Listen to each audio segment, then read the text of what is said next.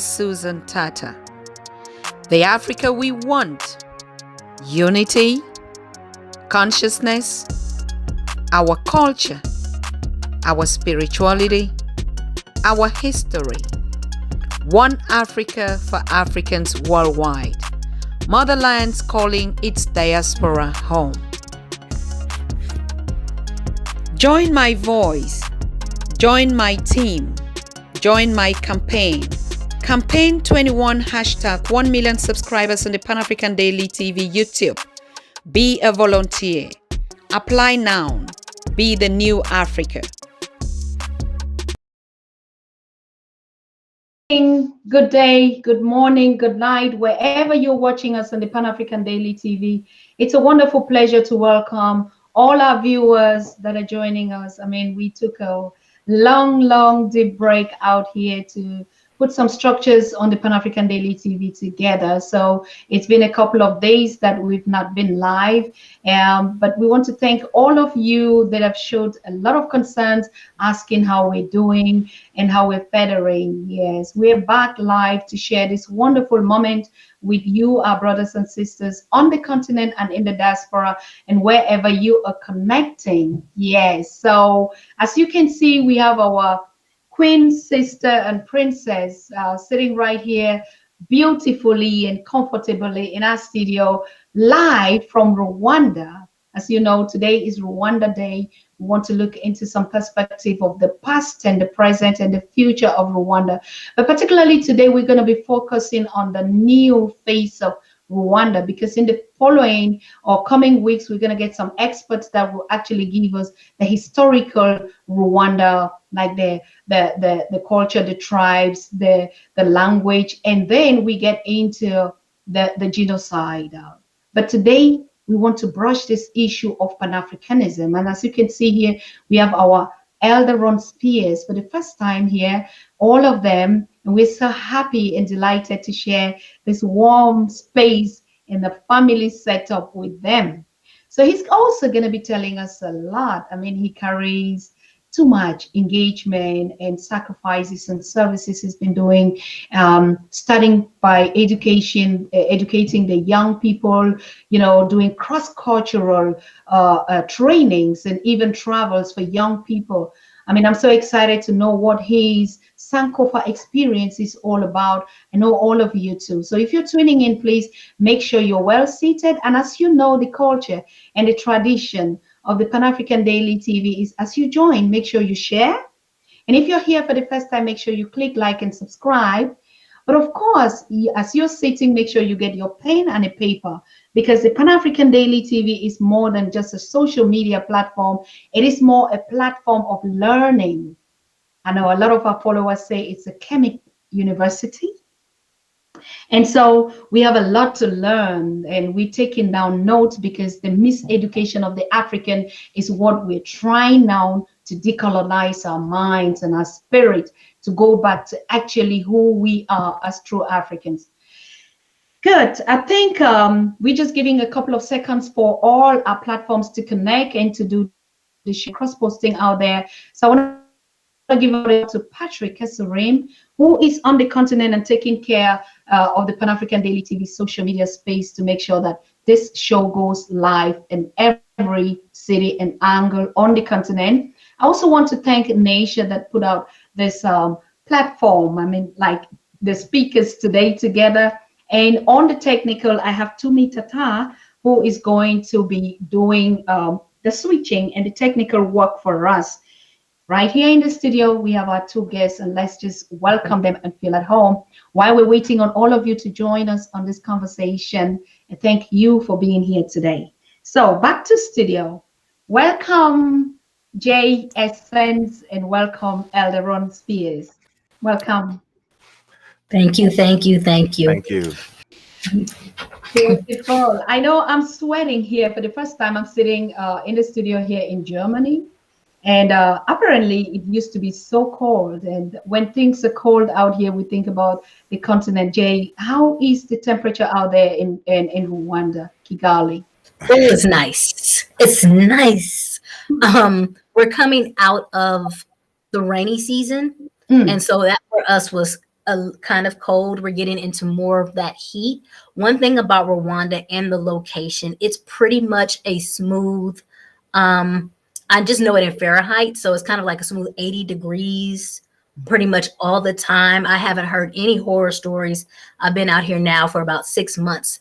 Love the weather. And I am not jealous at all of your life in Germany. Oh my If God. you can do all of that and have the snow, I'm going to be just fine in my jeans and my t-shirt because we are okay over here. You can say that. You really can say that. But you know what? I mean, I even was trying to make you jealous that I'm also in summer now. But still, then that is not enough. Of course, I know you are Rwanda. If you look at the location, the geographical space, it's a combination of the mountains and the rivers. But of course, if you look at it lying down at the equatorial and sharing borders with Uganda, Tanzania, Burundi, and Democratic, I mean, it's a kind of a small, cozy area, isn't it? Yes. Well, Rwanda itself is like this compared to like the rest of the countries, and it just kind of sits in its own hub, and Mm, it gets so I want to say like ignored or just passed over because it's not like that big powerhouse. mm, However, there's so much here. A lot of people know it for the gorilla trekking where you can see the silverbacks live and in their face. The mountains, the volcanoes, the lakes are just gorgeous. And then because of all of that, you have the terrain.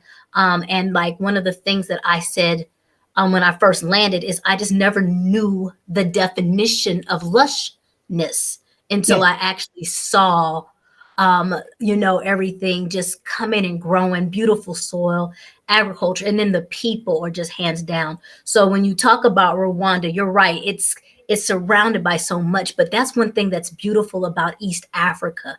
Mm. Literally, there's all these different personalities just host right here, all in the same area. So Wonderful, wonderful. You actually make us jealous. And if you look at the fact that Rwanda is just 12, I think 12.6 million people, it's actually one of the smallest countries in yes. Africa. Do you think that the beauty of Rwanda, despite its past or the development of the today Rwanda is because of the size as well, even though it is considered as one of the most densely populated, country in Africa?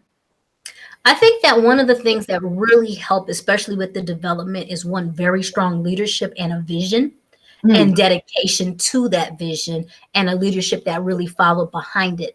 The other piece that we really don't get to talk about is because of that dense population and because, and you kind of mentioned what happened in the past, there's a goal and there's a reason why working together works well. mm, And that's one of those kind of things where in order to move forward, we have to get there together, mm, period. And I think that being recognized in order to be able to do the things that we need to do. However, the vision out here, you see it, you live it. I think there's a truth behind the vision. You know exactly where the taxes are going. You're seeing building happening. When people mm, say something happened, it happens. You trust the process. They have really cleaned up just procedures and policies and made it a place where we are so happy. And I say we, because this my home now, but so happy to turn around and say this is home. And then it's kind of like, what is my part in making sure we get there? And just falling in love with the pieces of life that mm, they give us, whether it's being the village, whether it's being, the tourist things, whether it's being the car-free zone day or the community service day when we all go out and clean up. It's something to be proud of, and this is how you walk and work in pride, and that's that piece of carrying it. beautiful. I want to go back to Brother Spears. Brother Spears, when I look at your Sankofa experience and you hear Jay Essence speaking, does it relate to the Africa that you know? You talk about spirituality, a consciousness, a unity, that space where we just melt. Do you feel that? Oh, absolutely. She could have. She took the words right out of my mouth. You know, and I have a relationship with Rwanda as well. I hang out in Rwanda every week. virtually. I have one of my best friends is very close to the State Department there, and we join via Zoom every Friday night, late at night. So it's early morning in Rwanda, and she takes us on tours of Rwanda, the gorilla trek, the lush greens, and a lot of different things. She's a Spelman sister, and I'm a Morehouse guy, and HBCU. HBCU pride all day, every day. And so, but she also gave me a lot of great background on the leadership. Jay is right on point. What separates Rwanda is leadership. That was the phoenix rising from the ashes of the genocide. They had a chance to go back into civil war, but the leadership approach that they used, forgiving folks, if you share where certain folks are buried or they can do things the right way, you get a shorter sentence. There's just re-entering into the communities, the administrative laws, and the transparency. There's no corruption with the amount of transparency that's going on there.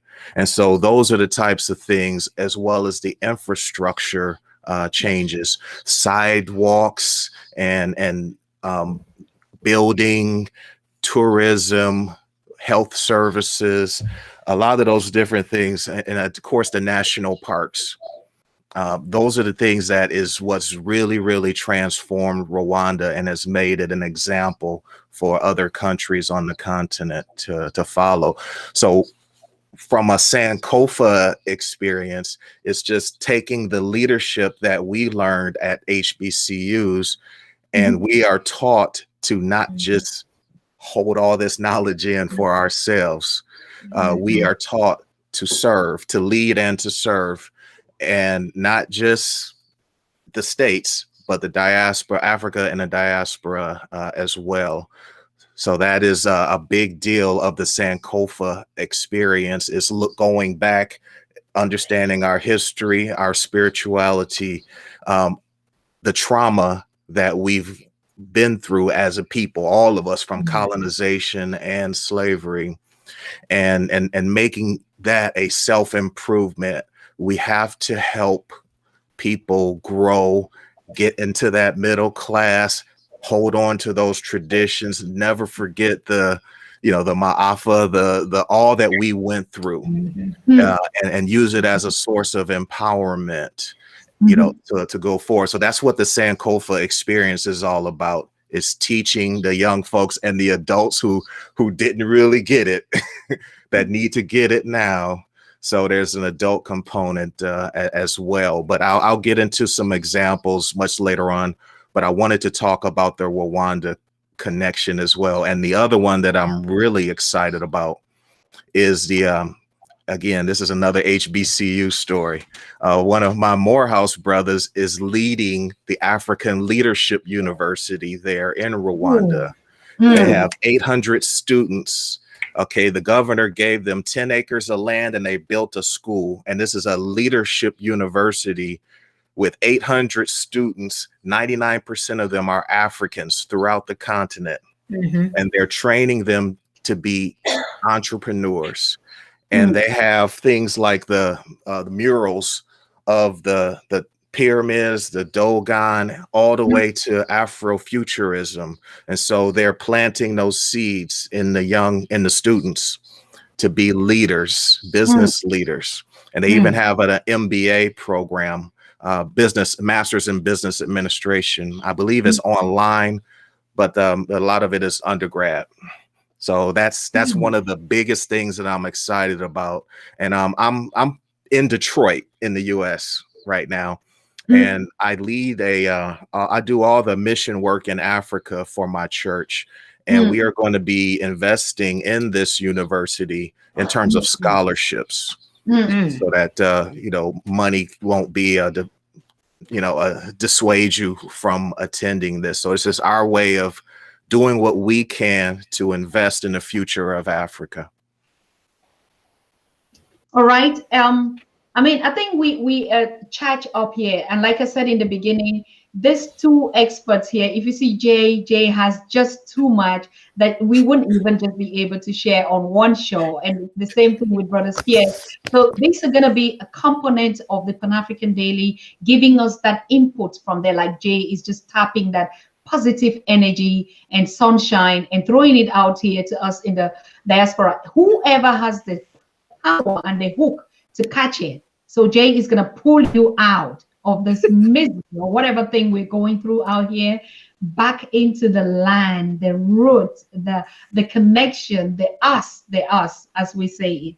So I would like to start with Jay, but one quick general question, Jana. If you look at even the situation of these, for the first time, Rwanda is one of those countries. If you Google, they're going to tell you is the least corrupt on the continent. I mean, they're not saying that it's totally corruption free, but they're saying that it's the least corrupt. And then the second thing, that the international media, as we know them, but they are not holding back their tongues in saying this country is 60% ruled by females in the parliament. Now, does that make a clear difference why Rwanda is the beauty of the Africa? I feel that, like, let's go ahead and look into that in some deeper context, okay? Yes. And I want to break those two things down. Yes, I want to say it is highly known that Rwanda is, I'm going to say, well, I'll say not corrupt. I know you say least corrupt out here. And that part is very important. They were very purposeful when it was time to grow, to make sure that they could do the research and look and see what works and what does not work. Correct. And the frustrating point in trying to get business in and trying to attract people is the corruption. So they purposely created systems where there is no corruption. And there's like, period, that's one of the things they pride themselves on. They hold each other accountable for. And one of those things that you have to recognize is when there is corruption, there begins to become favoritism and then unfairness and then all of the anxiety that goes with that. And then you talk about oppression and not being able to grow and not being able to be your best self. We fail to recognize when we just use the word corruption, what that really means to a person, that I'm not worthy of being in a place unless I have some type of substance. And so by Rwanda saying, no, we're creating an equal playing field.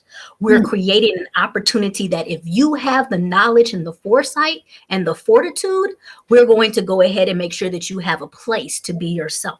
So the first piece there is that you're cleaning up a mindset, you're cleaning up a land, you're cleaning up opportunity, and you're really investing now in people's hope. So I do hope that at least the corruption piece is talked about more, because we tend to just be quiet, but it really is shackling and crippling our countries that are in their growth process, because that greed is overpowering the passion and pride of people. So that's that one piece. Now we look over to the other piece and we talk about that women empowerment. Like, let's be honest, how much of us love our mamas, but then you're not going to listen to them in leadership? Now, come on.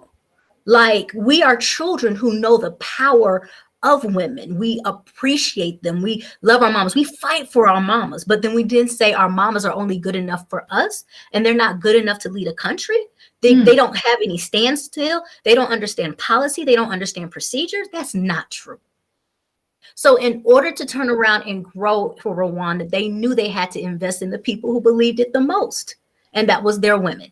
And this is where you are now, where, yes, it's one of the most progressive nations when you talk about politics and women, but it shouldn't be, because why, if we're only half of the population, do we not to get half of the voice? So you really do have to think about, if you're loving a whole country, why is your whole country not represented?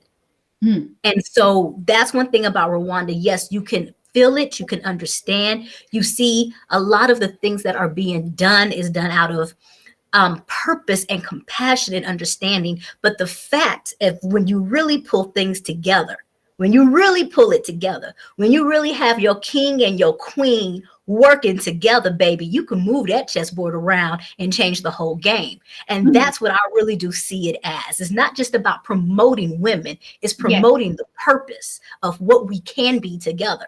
So yes, that's one of the major reasons. Then you turn around and say Rwanda is where it is and growing where it be. It honors the people that are here and puts them in positions where they can have the authority over their own destiny and destinations.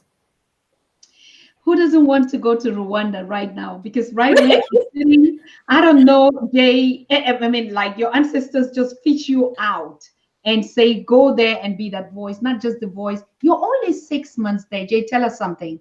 And we are hearing, I mean, like we're Chinese now, right? Even though we're Africans, we're hearing Kigali is the most cleanest city. And that Yes. this Saturday that everyone has to go out to clean. Yes. Tell us something about that. First of all, I can tell you from my own experience, I was just amazed. Like, you hear it until you actually see it, and it's just wow. And I say that because I saw it coming in on the plane, and I really wanted to pause and be like, do they sweep? Like, have I ever noticed anybody who ever swept where the plane lands? Like, and there's just the cleanliness there is, and it's purposeful once again. And I like that. I like that. Sometimes people say you got to dress for success. Like, if you're going to go to a job interview, you put on your best. And when you put on your best, you feel your best. Well, let's look at that now as a country. We're clean. We love ourselves. We pride ourselves. We do not put our trash on our ground, on our soil that grows what we need for it to happen.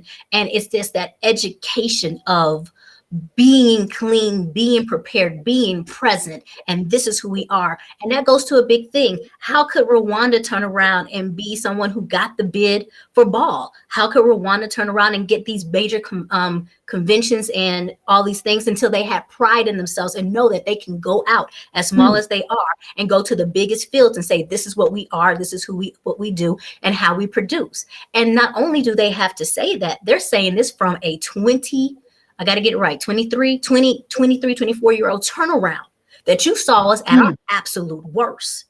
The genocide is the worst definition of who we can become and who we are. And look at who we are now. We are clean. We are taken care of. We have our family and our people who love us. And this is what we are. So yes, I went kind of political, but yes, Kigali, Rwanda is clean. The roads are purposeful. They take you places. You feel safe. There is a safety net. They have procedures in place. It's so beautiful to see. And the women have an official name, and I can't remember it, so I'm so sorry. But just the sweet old ladies that are sweeping the sidewalks and, taking care of things. And I walk in the morning and they say hello, and they're moving and taking care and just moving things. And then who am I to turn around and take a piece of trash right after they sweep and put it there on the ground? And then how else can you turn around and see the beauty of a country if there? And so Rwanda has just taken in so much purpose, like you said, being purposeful with what they're doing. And yes, it is a gorgeous place. And you are shocked until you actually touch down. And I didn't know you could sweep leaves and dust them off and have them shine and be immaculate. It's there. Absolutely awesome. I mean, listening to you, cleanliness, like we know, probably, I think that's your first African country. I don't know if you go to other countries, like you still see this trash and this mess all around, plastic, the cities, and these sludges and slums. Now, if we look at, like you said, it's really done on purpose. Cleaning the street is already cleaning their home. So significantly, it is a message Rwanda is sending out, like, if you we're cleaning all the mess, we're cleaning all the past, we're cleaning the genocide, we're cleaning all the blood, we're cleaning our memory, and this is who we are. No debt, no stains, no stink, nothing. This is actually who we are. Is that a message enough?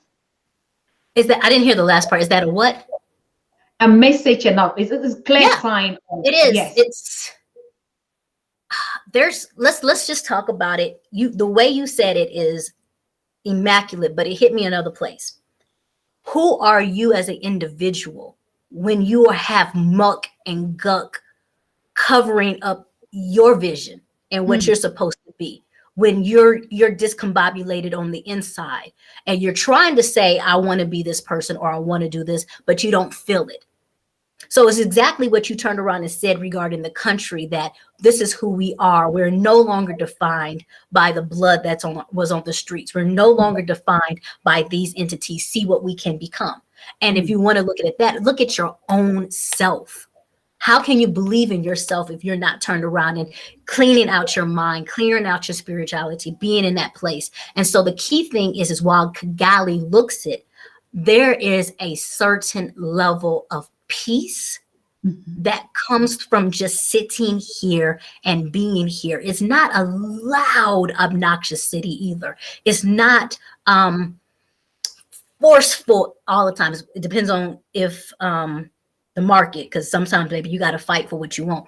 But it's not a forceful or super aggressive place.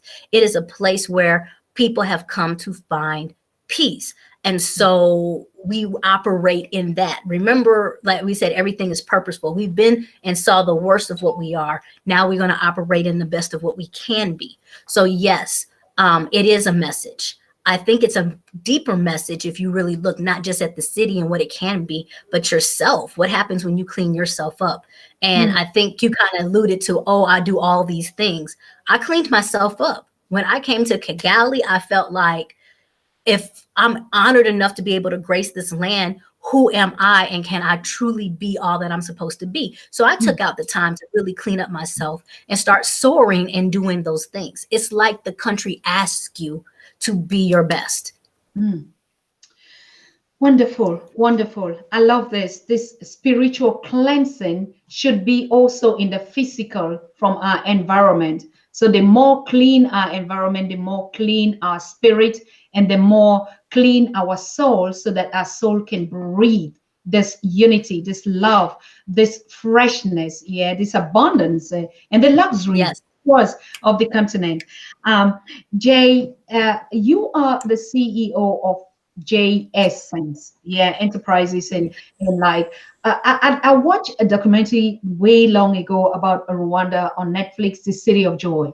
Okay, it was there, but because it was not a J Essence that put out that documentary, it still was not good enough for me.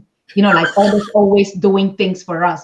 But today, seeing you, Jay, sitting right out there, and your thesis on what you threw out there is just what blew my mind. You said, I now own a farm in Rwanda after being broke in America. Please just tell us.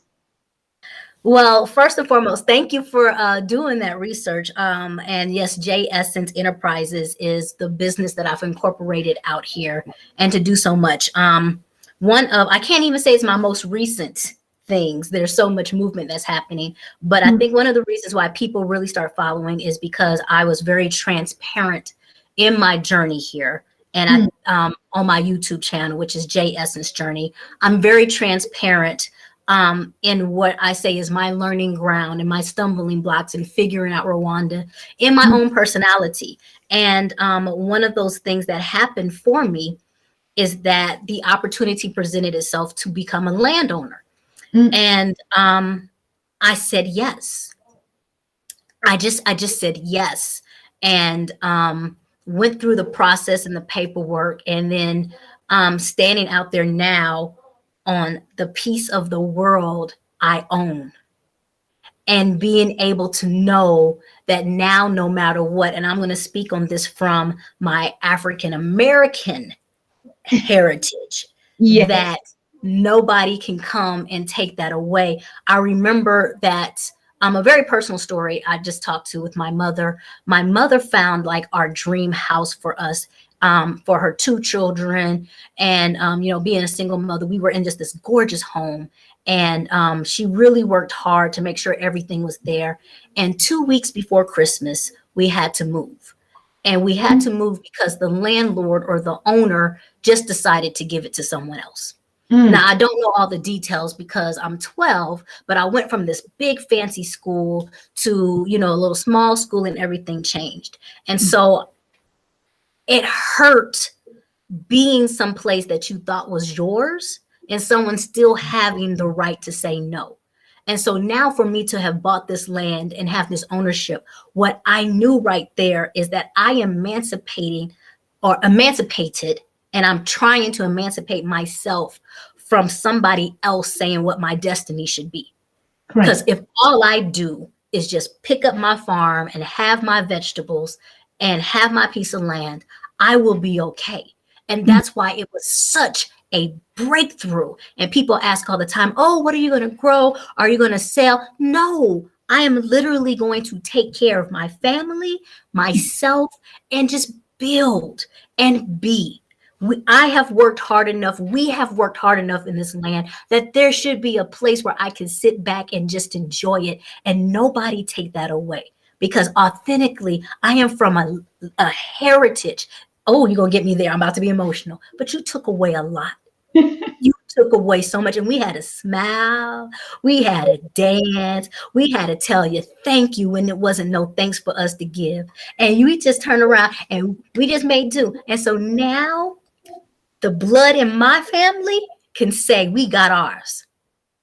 We got ours. You could do what you want to do. But this here, this ours. And that's why that farm and that land was so major for me, because it was just like the first stand in the ground of ownership. And it just, for me, it just emancipated me to be able to do more. And that's where you see all the other activities coming in and all the other things I'm doing. I'm ready. I am so ready. And I'm ready to see what it can be like. So yes, I own a farm in Rwanda. God, how can we stop not being emotional? I mean, I'm just feeling like that kind of joy that we see. There's just been a lot going out. And I want to greet everyone that is joining the Pan African Daily TV. I see you all coming in your numbers. Those of you who didn't get our daily programs today, I totally apologize if you did not get it. But as you know, if you just had clicked your notification bell that each time Pan African Daily TV is on, you already would be notified. I mean, today is the Rwanda Day, and you can see the powerful queen and our brother Spear sitting right here, ready to just tell us it is okay. Every past is gone. Rwanda taught us that in 1994, this was a place that any hopeless person, particularly in Africa, never looked up at any other person in the world, because we were all seen as genocidal murderers, killing each other without knowing the machines and the invisible hands that were all concerned in this. And what did Rwanda did? They did not just carry their dead bodies and their bloody street. They did not just mourn each other and walked on their traumas. But today they have proved to the world, even though they sworn and said never ever, they're still doing that. But a great leader of a vision with a whole people that are united, these three tribes, the Hutus, the Tutsi, and the Tuas, came together and said, we are going to clean and sweep our past. And so we can stand and look at them in the face and smile. Today, Jay is telling us exactly that. He's just translating that in a spiritual way. And so you can feel the heat that it is over for you, African. It is over. Every other boundaries in our head is just there, but it is gone. It is all over. Jay, absolutely thank you. I don't even know how to say it, but I'm thanking your ancestors that put you actually there to be the voice and the eyes and the testimonial piece out there in the physical form to tell your brothers and sisters all over the world, on the continent and in the diaspora, it is possible that you are home. Tell us more, Jay. I want to say that, first of all, thank you for this platform. and just the ability to allow my voice to speak. And then just to come home, like you said a little bit earlier, the purpose of Rwanda moving forward is to take away the barriers that we have allowed people to put on us. And like, we're all one Rwanda. That's what it is. We are Rwandans at this point in time, and we're moving Yes. forward. And so I think you kind of alluded to what is it like to come here.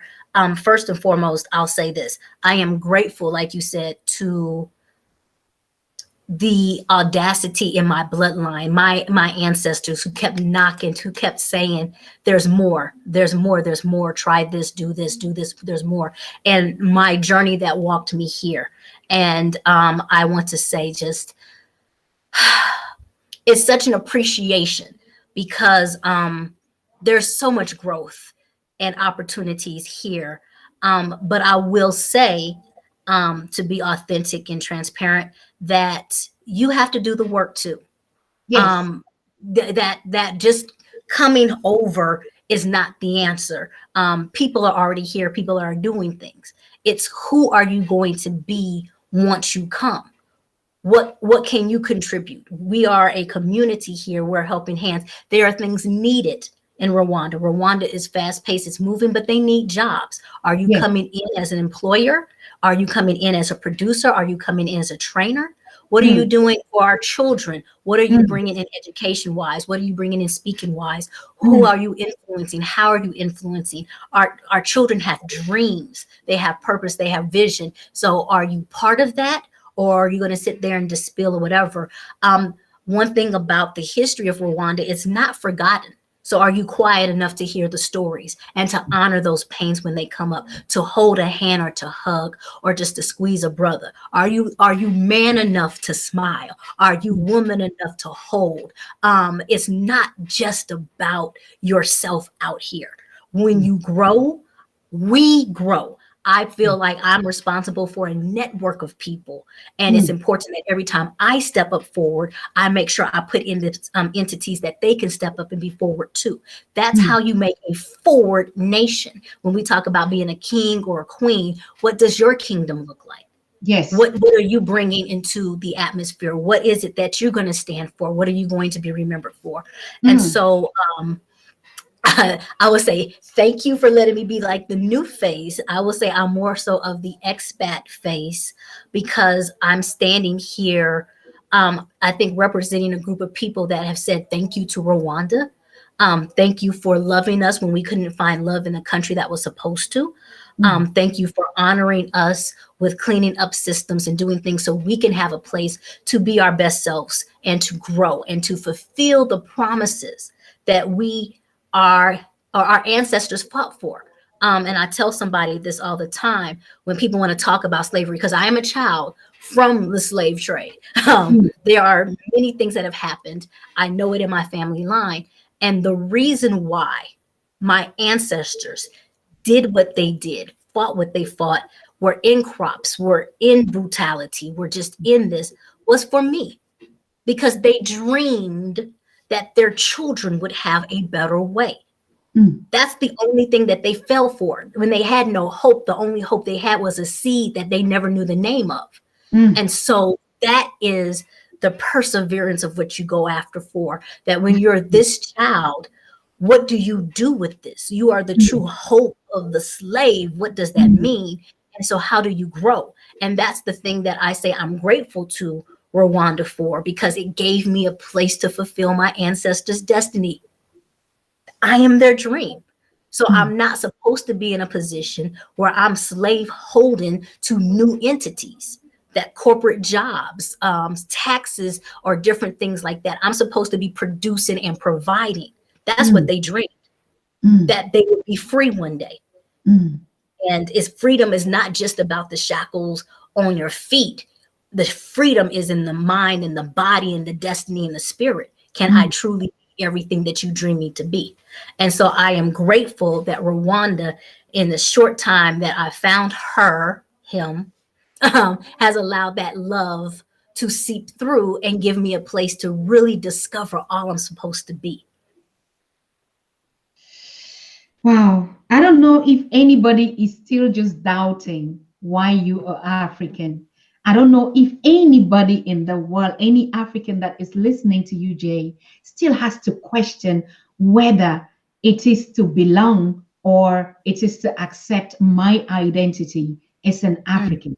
Because what you're just pouring out there, it just makes non-Africans, of course, we're all Africans, but of course, jealous. Just be, if I listen to you, I just like, if I was an African, what else? I would have wanted to transform myself. So it is a wonderful pleasure. Now, one question before we go to Brother Spears. Did you just choose Rwanda, or it's because your ancestry came from there? Or why Rwanda? Okay, this is an ugly question. You better go, doctor. You know how to ask them questions. This is why you known on the network. Um, Oh let me say this. I chose the idea to retire in Africa. I never knew where. Correct. But I knew I wanted to retire. I knew that I was looking for peace in a different way. And then when you're in America, you tend to hear only about West Africa. So immediately you kind of go to Ghana or, like Liberia, because that's all you really hear.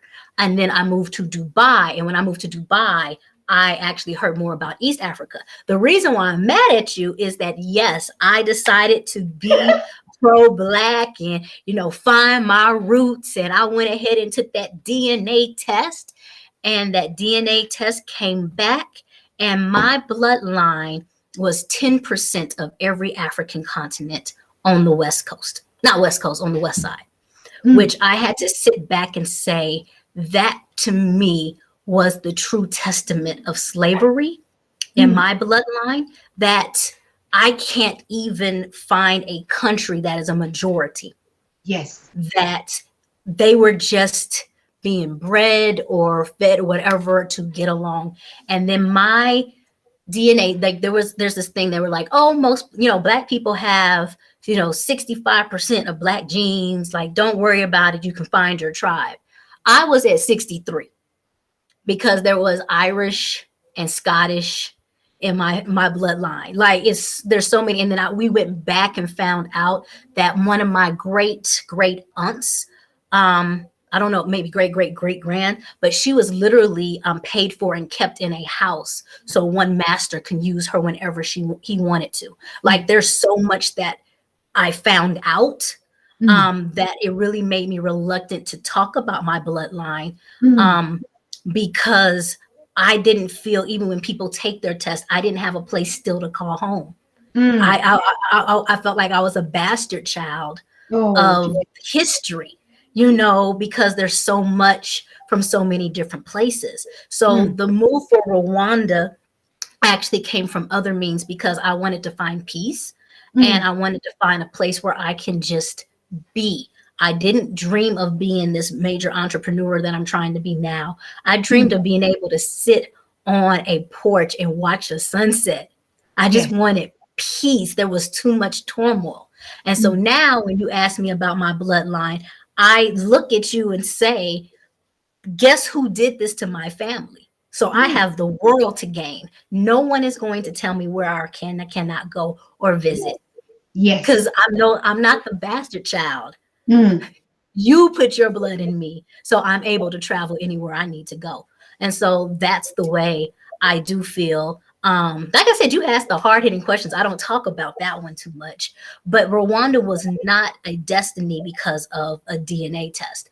Honestly, I feel like Rwanda was. I honestly have to say, I feel like God told me, job well done for all the things that I've done. And he blessed me with Rwanda. And I didn't know that this blessing was available.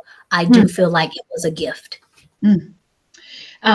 Actually, Jay, like on the Pan-African Daily TV, we don't even prepare questions to ask, but it's like a spiritual connection when they come for it. Because even what I ask you is just also that kind of us always thinking, I have to go here because of that. Until we get out of that environment to know that we are Africans and the whole continent and that space belong to us. We are free to navigate the sell. I mean, if you look at the diamonds, it's on every. We're sitting now. Archaeologists and even our ancestors, they know, like you said, they had to fight with their blood because they know what is buried in each country. Every little space on that continent, whether it's the air space or the water space or the land space, yeah, it is all blessed with diamond and gold and everything that you can think of, just even the air that we breathe. Yeah. So an African should not be attached to like my DNA or my roots came from here, because like the Abantus, we are all that continent belongs to us, so we can sell. And you can imagine if I want to limit myself just to like small southern Cameroons where I come from, that's just too limited. When I have a whole continent and a whole palace and kings, I can be anywhere at any time that I want. That is even the luxury and the richness of the African. So, sweetheart, it's actually, yes, you had to, maybe your ancestors know this is what you don't want to talk about, but you need to share it with your brothers and sisters in the family. And we're so thankful that you can tell us that, because we're all one. Your story is my story, Jay. My story is your story. I belong to you. You belong to me. So Yes. my thing. Sisterhood. Sisters. Yes. Thank you. Thank you. Thank you. Yes. You're going to have me crying on here, girl. Oh, yeah. All the emotions. It is okay. It is okay, Jay. Jay, what is it that Jay Essence does practically? Because we will be leaving you. I know you have other things to go, and we will go back to Brother Spears to get into his own conversation. But I know we'll be having you again anytime soon, but on something else that we're preparing out here, because you're just feeding into that. So what does actually Jay Essence? And number two, where can people join you? You say you're on YouTube and social media platform. What are you doing there? You're teaching, or you giving some lectures, or you're educating? What is it that you do? So the fact of Jay Essence is the essence of Jay, of who I am. And you can find me on Instagram, which is Jay Essence Journey. You can find me on YouTube, which is Jay Essence Journey as well. I think Facebook is Jay Essence Journey. That's just if you want to follow me. I do at least weekly videos ever since I've come to Rwanda. And I'll be honest with you, they are just moments of my life and personality, different things. But I do find myself as a knowledge builder. I love giving people information. I don't ever tell you what to do with it, but I do like providing information because information empowers. Yes. And so I do give a lot of information. The current project, if you go, you hear a lot from me, is called My Cousin Connection. That's the biggest entity. And that is a website app that I've created out here for Black expats. So if you're looking to come to Rwanda, or if you're currently in Rwanda, the app is for you, and it will launch by the end of June. And the app serves to help those who are wanting to move. So we have all of the information, your visa information, if you have questions, the relocation process, different things here, videos you can watch. We have it for the second reason is expats that are currently in Rwanda. So our business portal, how to find major things, upcoming events sponsored by us, events sponsored by other people, just that knowledge. But the third piece, and it's the most dear piece to me, is the care network. And so what happens is we have a lot of people who move over here and they've left family behind. And there might be the only one. For example, for me, I'm the only one in my family that's in Rwanda. And so if there's an emergency, who do you know who to call or know that information? And so what's happened is in my life, there's some people who are in Dubai who passed away and nobody knew how to reach their people back home. The people who were looking for them did not know who to reach, that thing. So what we created is a care network that once you register with the site, we know you're there. We have monthly notifications just to make sure that you're okay. You put in your PIN code. But if there is an emergency situation, your family back home, if they can't reach you, can call us. We know how to find you. We know where your house is. We know all of those things so we can reach out to do that. Same thing. If you accidentally have to go to the hospital, we at least know your medications, what you're allergic to in case you can't speak on your own. If you have past surgeries, we have people who are cancer survivors. We have people who are diabetic. And so what happens or who can speak on their behalf? So that's the whole purpose of my cousin connection. And that's really when you say, what is J Essence doing? And I think that's a great tale of who I am, that I'm an educator, I'm a connector, and then I'm a supporter. And I care about us being out here, and we're going to do it right. So there you go. So if you want to follow, you can follow me. But that's what J Essence Enterprises does. We house a couple of different businesses, and we're just trying to progress and move forward. Beautiful. Thank you so very much. I think the CARE and the expert network is actually even us in the diaspora. I mean, we keep saying, I'm in Germany here. We don't even know what happens to your neighbor. And we used to laugh, but even us, the African community, that's how divided we are. And we just find people now, no connection, or passports that are being shared all over. Oh, this one drowned, or this one died in the house in Dubai, and stuff like that. So it's one of the biggest networks that we have not been touching into. And so I really want to thank you on that. If you would expand on that, let us know when you're launching this app, because we would like to share that information. We'd like to host you on the day. People have to look at it, the services that you offer, how they can download it, how we can use it. Of course, you're already a partner on the Pan-African Daily TV. Every other initiative that you're bringing it out there, please let us know, and we host you, and so you inform us. Because education, as you said, information is the key. And the Pan-African Daily TV, we're networking all those that are providing this education from us to us, for the Africa that we want. So thank you so much, Jay. One last thing before we leave you. What is it that you want us to know again? Truthfully, if anything, if I had to walk away with you knowing one thing, one is I appreciate you for pulling this together, because it allows that correct thought to happen and the speaking. And when we come together, it's power. And so anytime we have words to come together, baby, action follows behind. The one thing I would turn around and say for any of your viewers is enjoy what you do. Enjoy it. Just enjoy it. You can be here, but enjoy it and find it. And if you're not in a space where you can find that joy, their spaces for you. So find your way to them, because you have been put in this life, in this world, to do much more than to sit and be a spectator. And that's the only thing that I want to walk away with, is just find the joy, find that spark, find that peace, find that laughter, find life, period. Find the essence of what all you're supposed to do and be. But thank you so much for inviting me on the show. And yes, I love being part of a family. So here we go. Jay, it was not even me. I mean, I'm just giving a shout out to Brother Tonio. Brother Tonio is the one that's in Rwanda.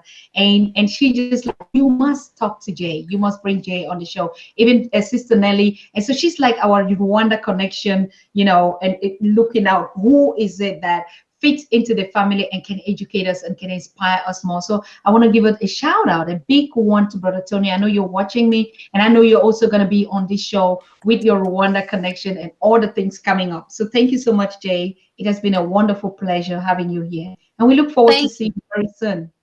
Yes. Thank you. Hotep family, I share all the best.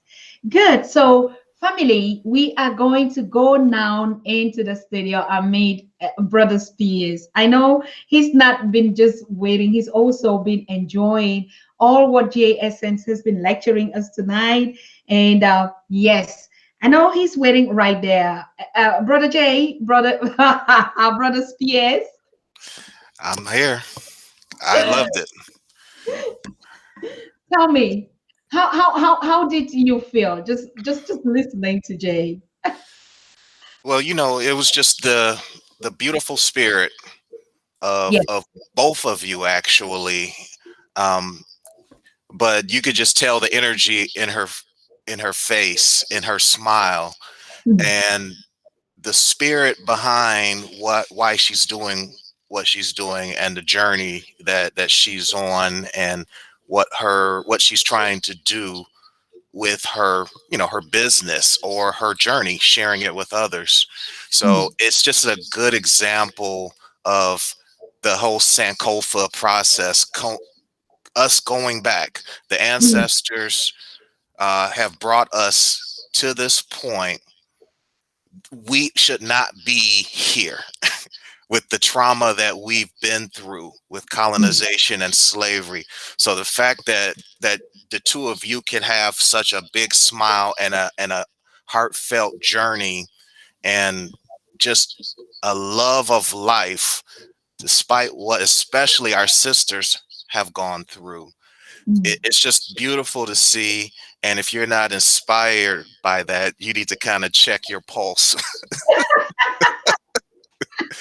you know, because I'm a huge follower of your show, and I'm just noticing a great sense of unity in the air right now. Mm, The elders are clearly laying out their background and the stories.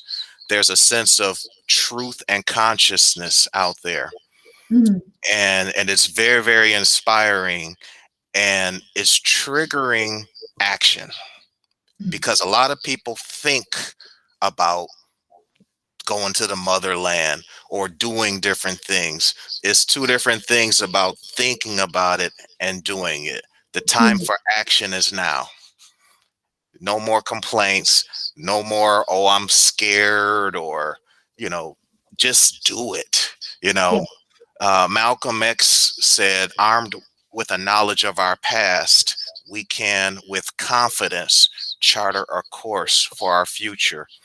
Mm, And, you know, Jay Essence and you are basically an answer to prayer. It's the example of everything that our ancestors want us to do, the sacrifice, to honor the sacrifices that they made. mm. So Prof, yeah. you are also an ancestor. We're saying that all the ancestors that are that just came back in any form. Now we were just listening to Jay, and we spoke on this idea of cleaning Kigali.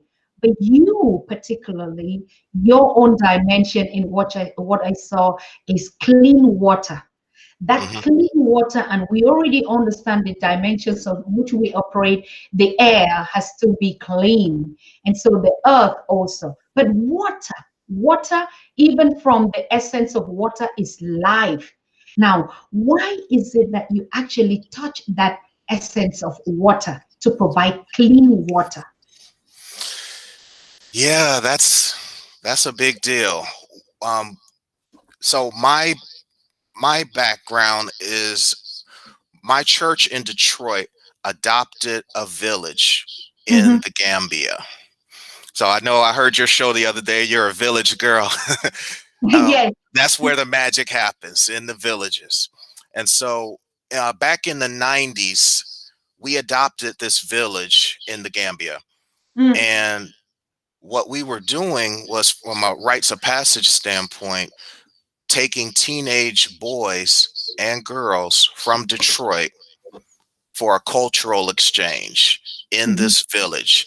So this village still practiced traditional rites of passage, and mm, they allowed our kids to march into the bush with their kids and participate in the ritual. And so each year we would bring a different group of boys and girls to this village for this ritual. mm, Now, while we were there, we learned that the entire village, maybe 1,500 souls, were all drinking from one well, mm, centrally located, including the animals and everybody.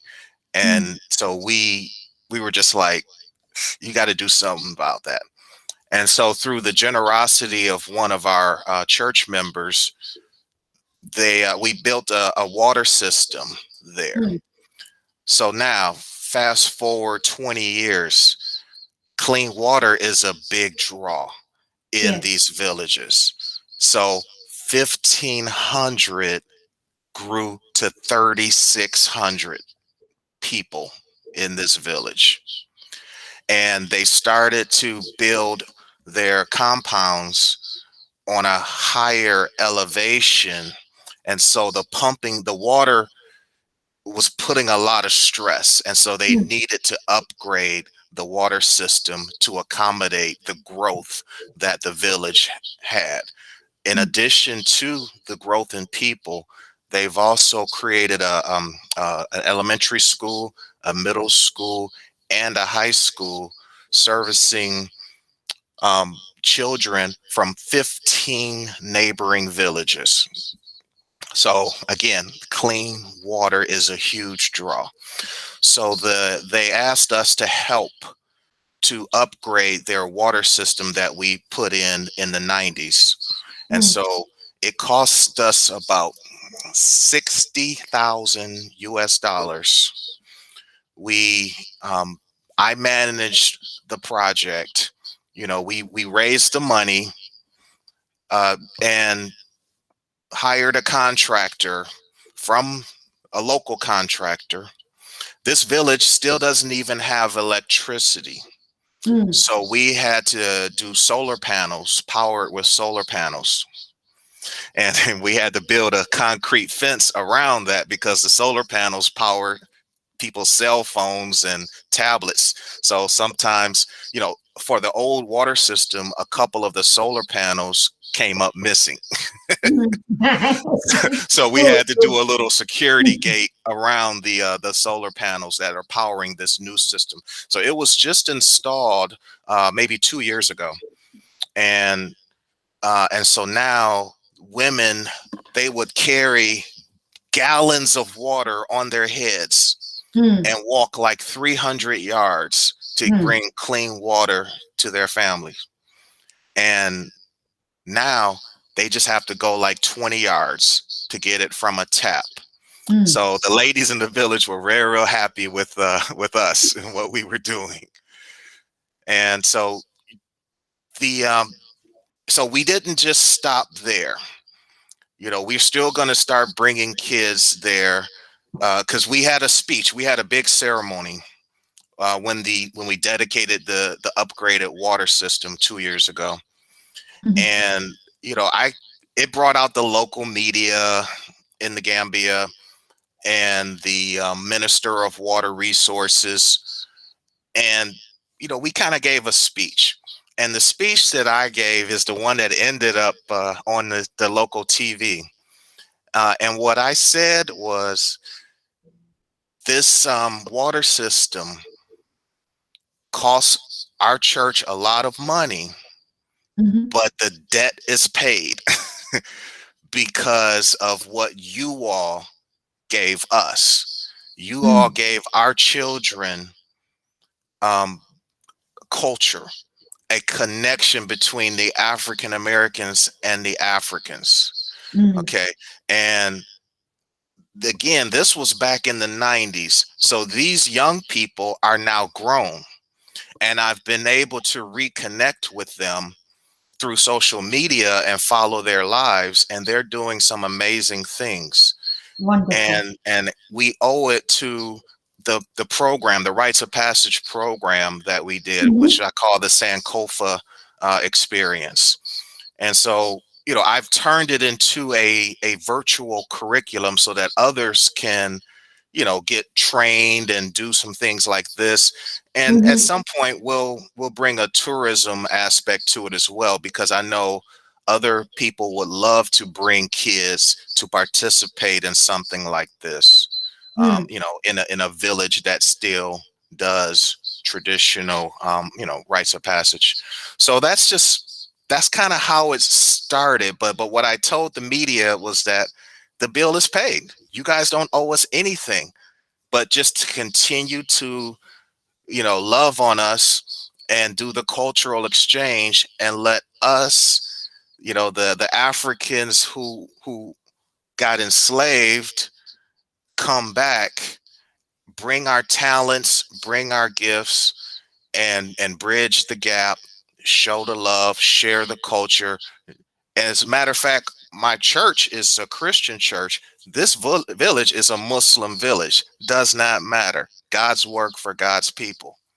So it's and we're continuing to do additional projects. We just did 10 scholarships. So we're paying for them to go to trade school and to university so that they can, further themselves, and including the women, because a lot of times, parents, they have to choose between their sons and their daughters. They're going to probably choose the son to go to university from a cost standpoint, and the girl might stay on the agriculture side and sell mangoes and bananas and things.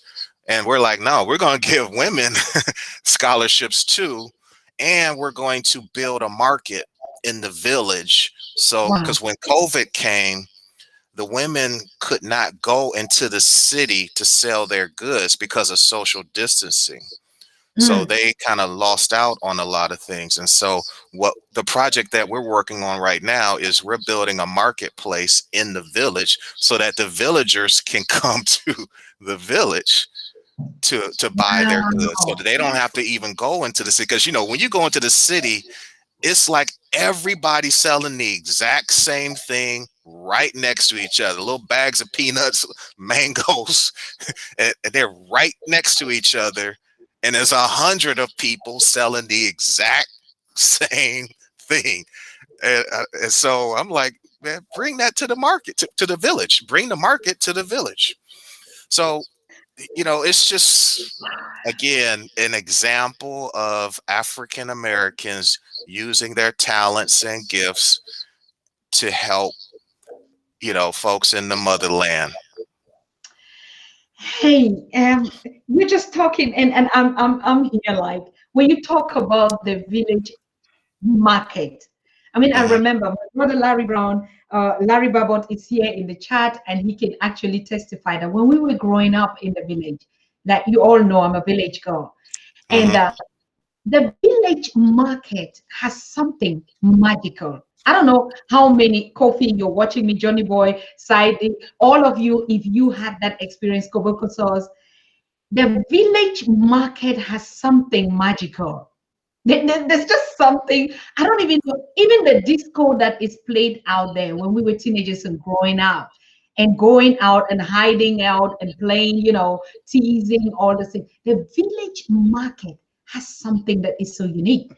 And what you're saying is exactly what we're saying. If we can bring back those marketplaces, because they immediately, those village market, like the one in my village when it died, then the youth relocated to the urban cities and live in this field and in this in hygienic conditions, all fitting in one room and stuff like that when there's so much space in the village.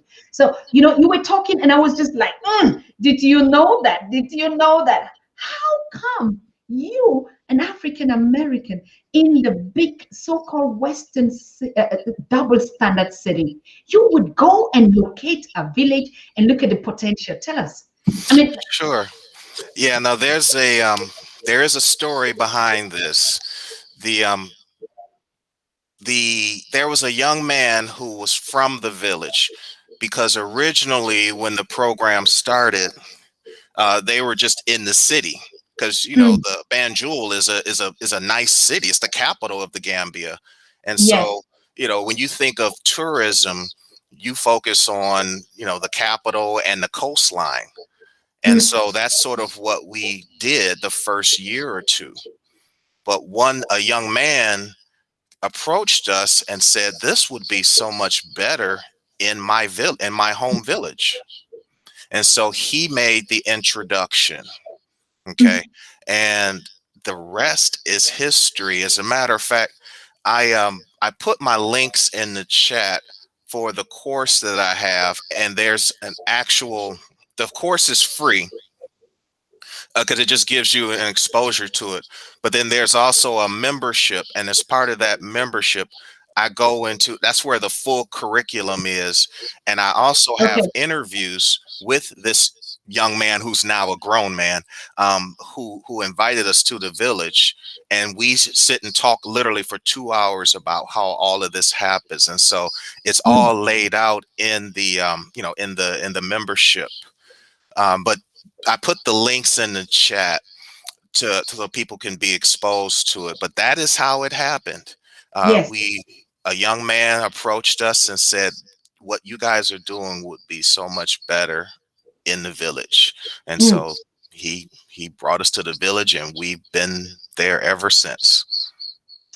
Beautiful. Every great things and all stars and everything come from the village. I'm just. If you have you ever been to Ghana? Have you ever known about an incredible brother called Wademaya? He's also a son of the village, like me. Mm, Have you ever no, heard about Wademaya? no, I haven't heard of him, but one of the things, Ghana is on my list, and I will get there. I've been to Africa probably 8 or 9 times so far, but a lot of times it's to the Gambia. Mm. Now, one thing that we always do when we bring kids is we go to Gorée Island, which Yes. is in Senegal, Mm. and I know El Camina is in Ghana. But a lot of African Americans can trace their roots back to Gorée Island, Correct. Slave Castle. Mm. And so we take them there, and a different group of kids each year.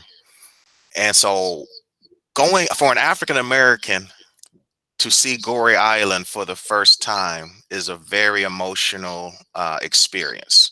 Mm. Most people who have a dream to go to Africa, they like Jay said, your first inkling is going to go west, and Mm. west typically means Ghana, or you want to go east to see, the Kemet and the pyramids and get in tune with our original religion and Yes. spirituality. I see someone in the chat talking about Christianity, and this, you're absolutely right. We need to get to the original African spiritual system.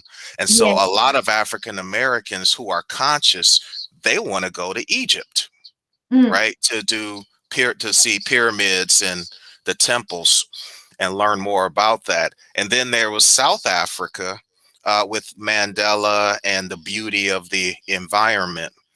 So if you do choose to go west and you choose to go to the slave castle, you're going to come home very, very angry and Yes. emotional.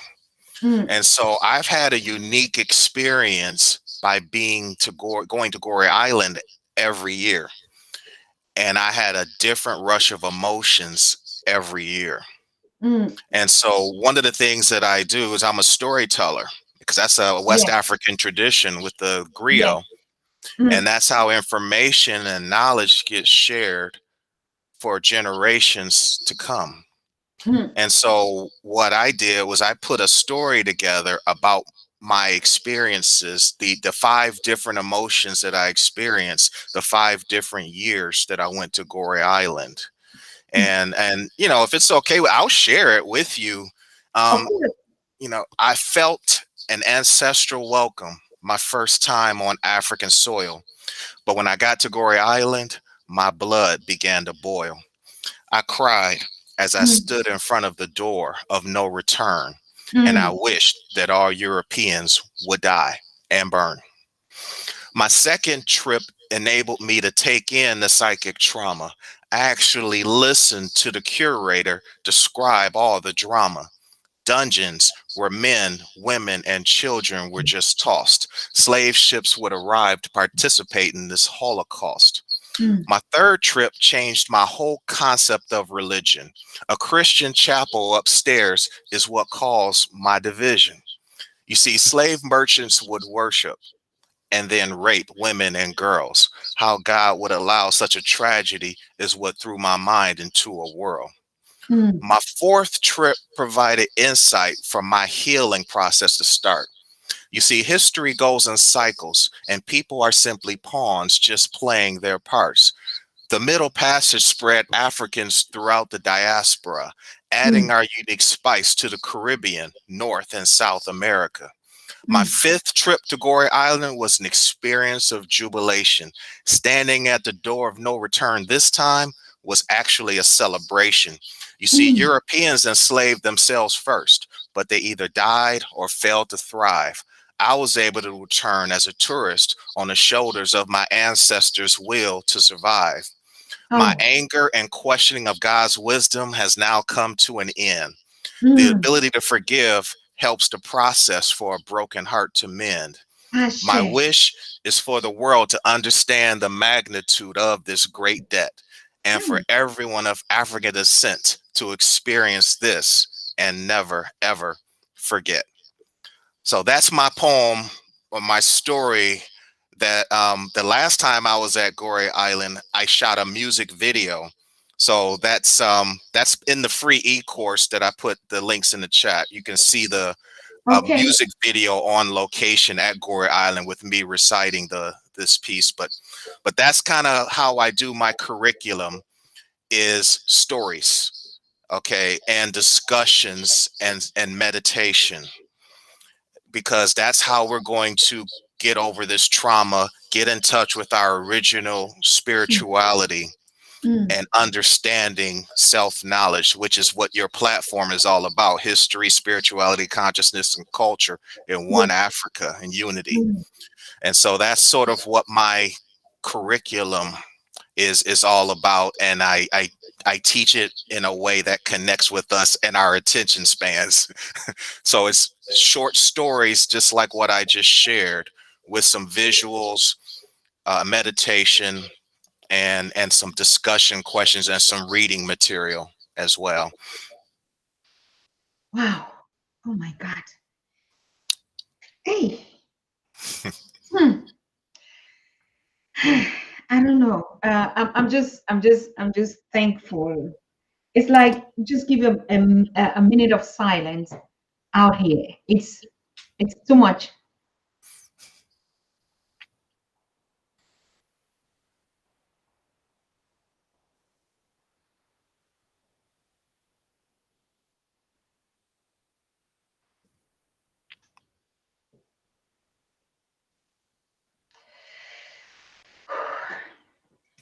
Thank you so very much. Thank you so much. Ashe. And yes, I share.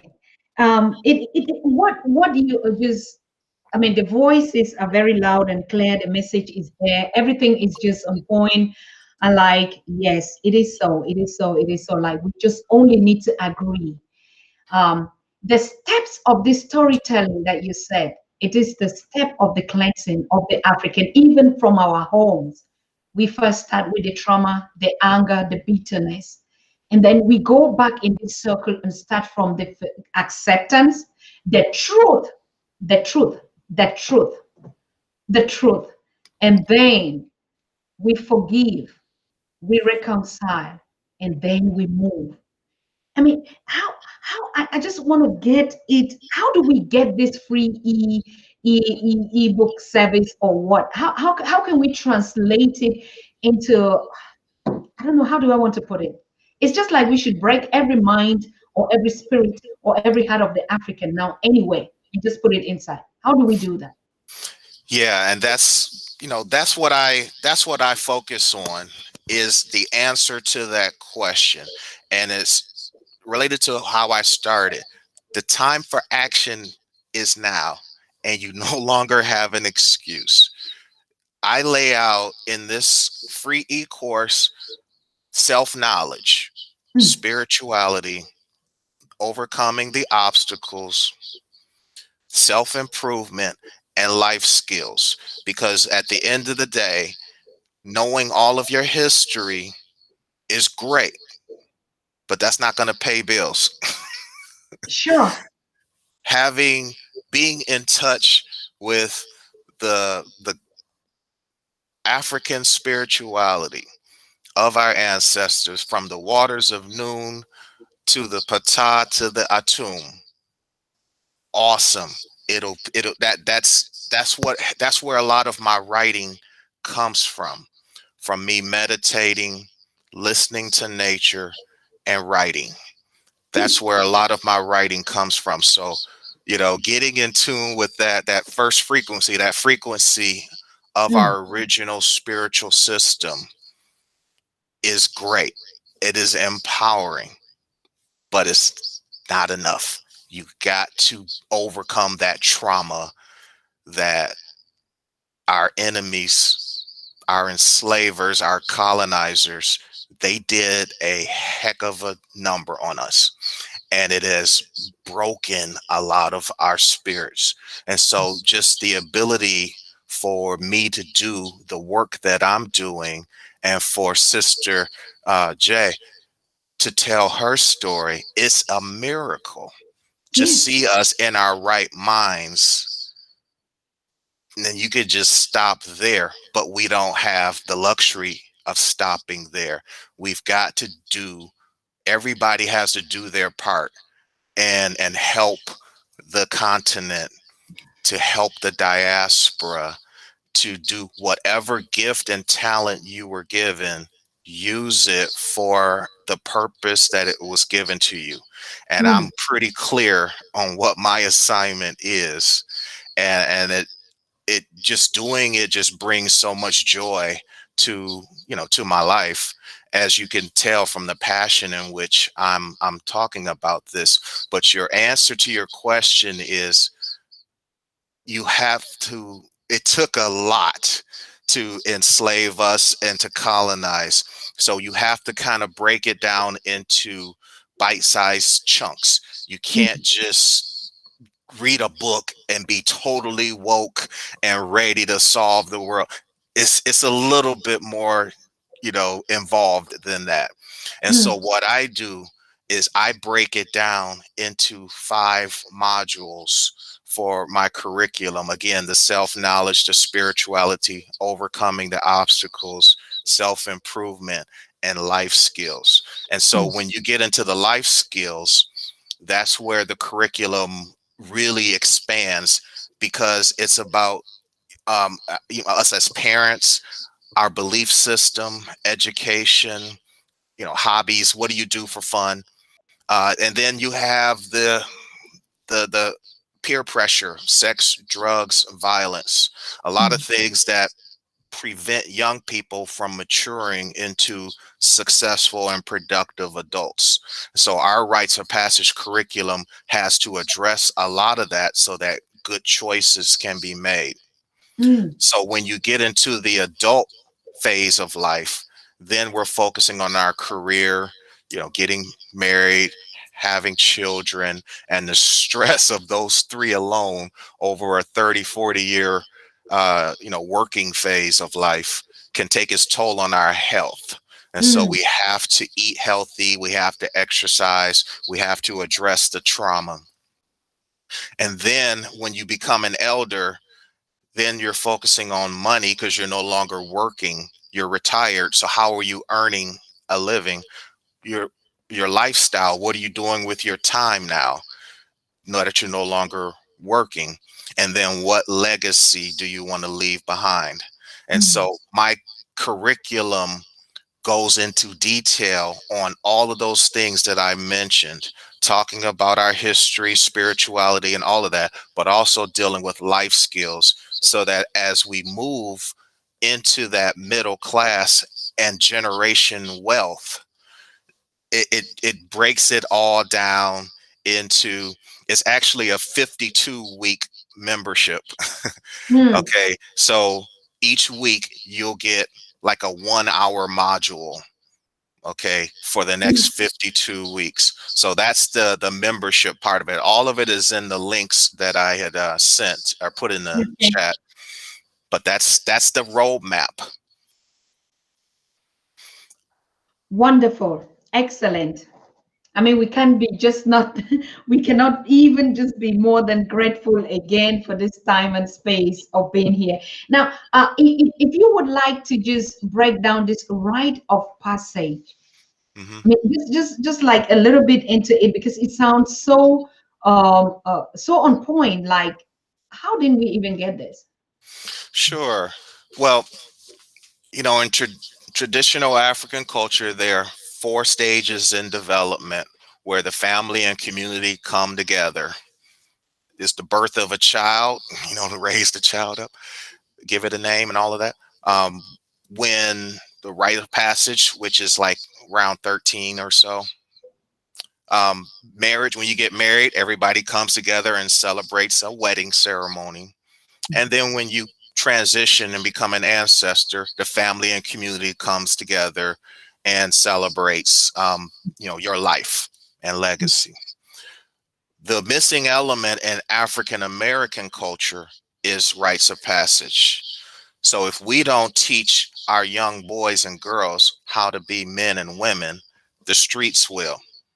And that's where that peer pressure of sex, drugs, violence, and broken homes, if you don't have both parents at home, or any parents, or a single parent, it makes it a little bit more difficult.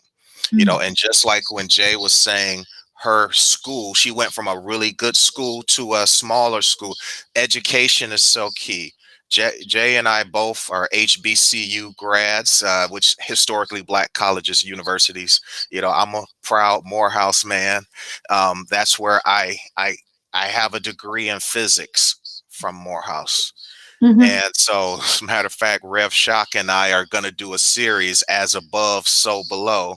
The metaphysicist meets the physicist, because I'm going to break down African spirituality from a physics standpoint, and Rev Shock is going to do it on the metaphysics, and we're going to do As Above, So Below. That's kind of the waters of noon, just some goofy, nerdy, Big Bang physics, spirituality stuff. But anyway, education is so important, and it's part of moving into that middle class and having a chance of building wealth. And so that's why we do scholarships as well for folks in the village, for trade school or university. And we're going to be supporting through scholarships the African Leadership University in Rwanda, with scholarships, so that we can do our part to help the next generation of African leaders. It literally does take a village, an extended village, and that is something that that we are doing, and I'm proud of that, of that work and the assignment that I was given, and I want to encourage others to do that, because when you get that self-knowledge, when you access the higher frequencies of the African traditional spirituality, it compels you to do this type of work that I've been sharing with you and your guests. That's where it comes from. It's not me. It's, the work. That's where the poetry and stories came from. And I just have a blessed ability to document, to listen, document, and do a video production, so that it's something, an asset that can stay, and somebody can watch this 300 years from now, who never ever seen Gorée Island, never even heard of Gorée Island. They can watch this 3-minute video, and you will feel like you're there because of the passion and power in my words, and the visual of actually seeing it. And then, of course, the story. So that's the gift that I was given. That is what I'm doing with it. And we need everybody to step up and do something similar. But you got to get in tune with our history and our spirituality, and overcome the trauma that of colonialism and slavery has done on our minds. Absolute. We we are thankful. I think we're just thankful for this time and space that all of us could bring knowledge and information, particularly hidden knowledge. The miseducation of the African is now the true education of the African. So that's just the both way. But you've been doing a lot. Maybe before we part our ways this evening, could you just even tell us again? That I think in most shows that's how they start. Introduce yourself, what you've been doing, and what are the things you do. All right, we already just know you now. because in the family circle, that's what we do. Maybe you just throw a little bit of light because your CV is so huge and so large. I don't even know where to start from. Mhm. Yeah, the um, I'm born and raised in Detroit, Michigan, in the USA. Mhm, Um, I was involved in a lot of STEM, science, technology, engineering, and math. So I was fortunate to be in a lot of programs that teach you math and science and all of that. mhm, And so when I got to Morehouse, Morehouse is an HBCU in Atlanta, all male, all black, all male college, and there's an all black, all female college right across the street, Spelman College. But that's where my transformation took place. mhm, Because in freshman year, I took a class called Introduction to African Civilizations. mhm, Blew my mind. Um, John Jackson, now at a HBCU, you're going to learn the real history, the history of Africa, not history of Europe and all of that mhm, Greek and all that. No, you're going to get the African version. And then at Morehouse, you get lectures. People come there and give lectures. I met Leonard Jeffries, John Henrik Clark, mhm, Joseph Ben Yakinen, Dr. Ben Kwesi. I mean, just all the heavy hitters, Francis Cress Welsing. mhm, So I got to listen to lectures from all of them back in the 80s when I was a student there. mhm, Just literally transformed my life. And I also attended some Medu Netter workshops, cosmology workshops, learning how to meditate and access, those higher frequencies. mhm. And so, this Ron Spears that you see didn't just pop up. It was a process. Yeah. Okay. And so again, I studied physics at Morehouse. And when you have physics at an HBCU with black professors, my quantum physics teacher, the first lecture was on black body radiation. And it's like when you get a bunch of black people in the room, do you know how the temperature seems to rise a little bit? He broke it down on the chalkboard as doing with melanin and then the sun and the energy that hits our skin is why that he broke it down. And I was just like, wow. And then I had another class called Special Relativistic Electrodynamics. It was a class on the fourth dimension. And when you elevate to the fourth dimension, the mathematics changes because you're now going faster than the speed of light. So we Mhm, had to take a prerequisite class to learn the math changes when you travel faster than the speed of light. And so that expands your brain to be able to access the frequencies from the ancestors through meditation. mhm, And that's where a lot of my writings came from. And I explain a lot of it in the free e-course. It's a 5-day video e-course. Each video is like 30 minutes long, and it's 5 of them in a day. And I go through the story of it. But I got to tell you, watching my 30-year reunion from Morehouse was a couple of weeks ago. It's 30 years since I graduated. I'm getting old. I don't look it, but I'm getting old. um, You but actually don't look it. No, no, no. thank you. Brother Spears, Yeah. a lot. I think they're your sisters, and even who are asking, are you married? Kofi's just been asking a lot, and like, Well, they were hitting Jay up earlier. The fellows were. So yeah. Sorry. And the family that adopted me in the village, the imam, he has five wives. I'm only allowed to have one. I can only afford one. So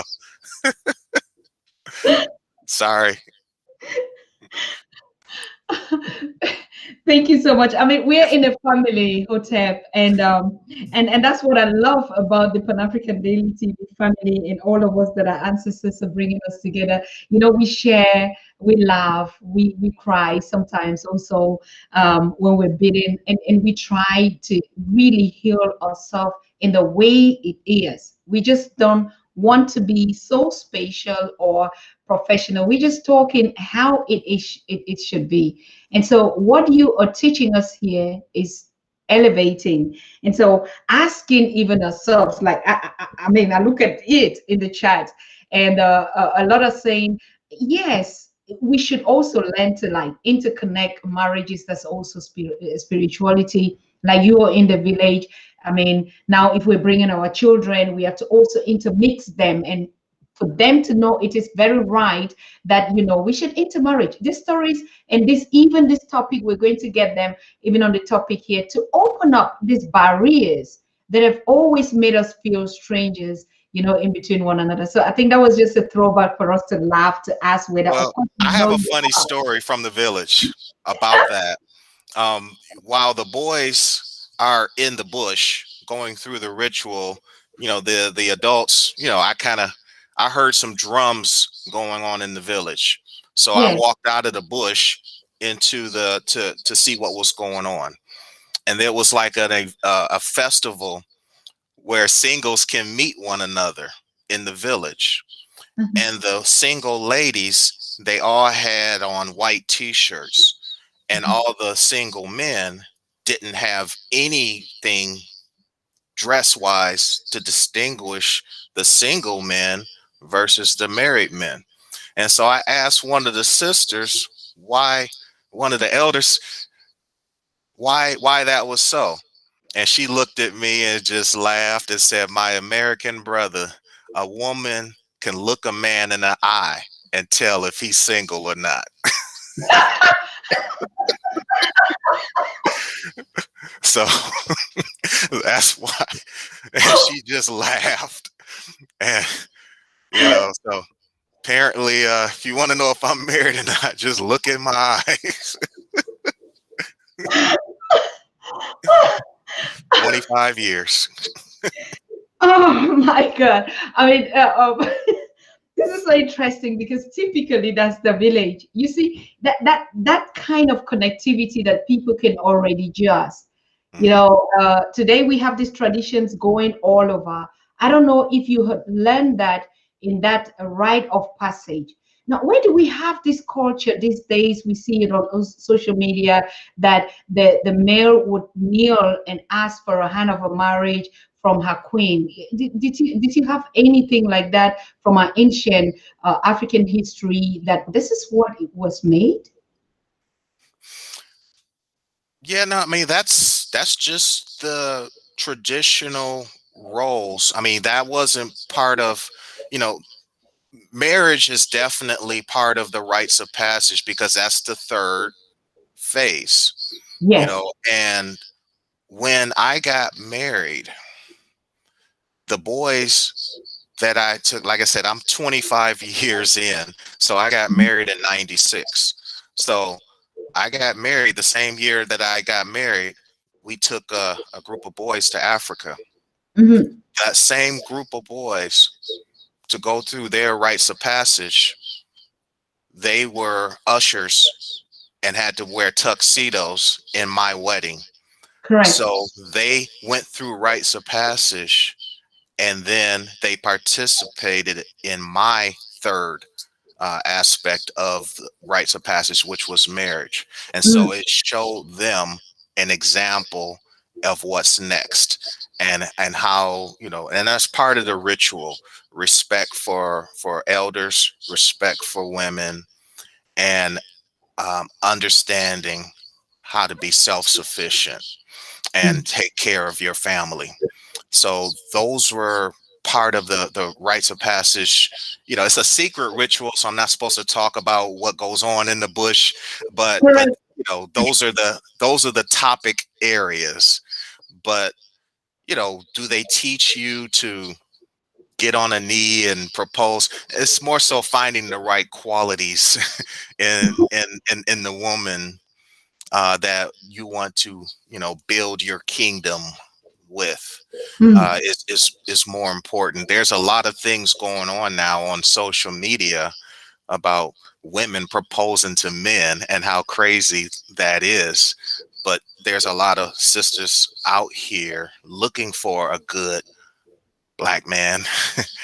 And, the brothers are out here being crazy.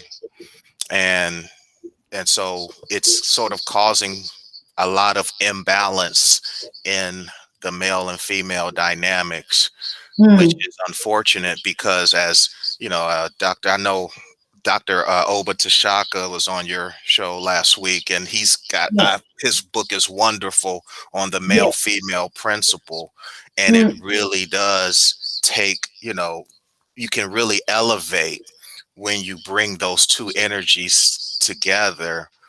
But that energy also exists in us when you gain into that frequency. You you dive into the feminine aspect of yourself, me. Mm. Okay, because we all came through the waters of noon. And just for your for your beautiful women followers, my Patreon link, there's a whole section. I write poetry for women as well. So just check out that Patreon, and I have some really good poetry that I know you all will enjoy. I'll just say that. But it's love poems, you know, Yes. stories and love with some nice music and jazz in the background and my voice. Mm. So, but that's it's part of the gift as well. Wonderful, wonderful, wonderful. I mean, yeah, I don't even know. We just fall. I see people asking if we have been sharing the links. I think yes. If not, I've I been putting them in the chat every couple of minutes. I'm about to put it again. okay, please. Yes. And, it kind of tells you where a lot of my social media, links to all of my social media as well. Um, but, a lot of my social media is at Ron Spears Poetry, one word. Facebook, Instagram, Pinterest, Mm-hmm. um, Twitter, all of that, SoundCloud as well. But Beautiful. again, if you get the membership and all of that stuff, I put all of that in there. Or you could just do Patreon and have Mhm. access to a lot of my spoken word projects. The Mm. the membership is more about rites of passage and empowerment. The Patreon goes into some of the romantic poetry and other things as well, and the ability to spend some time with me and Mm. consult on your program and Mhm. get your program where mine is, just so that you get some coaching and counseling and Mhm. advice and encouragement. Because like I said, we all need to be doing this type of work. The work that you're doing, everything that your platform is about, is totally in alignment with the gift that I have and what I'm trying to do to help Okay. folks. Exactly. Thank you. We all know that. Yes, we're thanking Naisha is just giving me a feedback. He's putting all the links together and he'll be dropping it in the chat as soon as possible before the end of the show.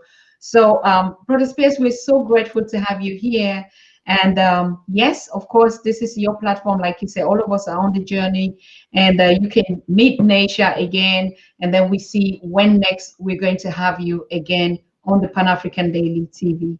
So thank you so much for being with us. One last word for the audience, or yeah, what is it that you're giving like a takeaway home? Sure. Let's do this. I'll do one more poem for you. And Yes, this one is called She. Just because the ladies are, it's called She. she. The waters of noon or Mad, whatever she is, whatever gives you empowerment. She inspires me to live life to the fullest. She never lets things get me down. I put my trust in her higher power to keep me on the right path. Her beauty commands attention wherever she goes. Her charming smile wipes away any feelings of self-doubt. My whole attitude changes just from being in her presence. Her wisdom and grace demands my obedience. She taught me the difference between fantasy and reality. You see, fantasy is all those material things I thought she deserved. Her vision for my life is focused more on character and inner peace. Reality is the challenges I must face to achieve her vision.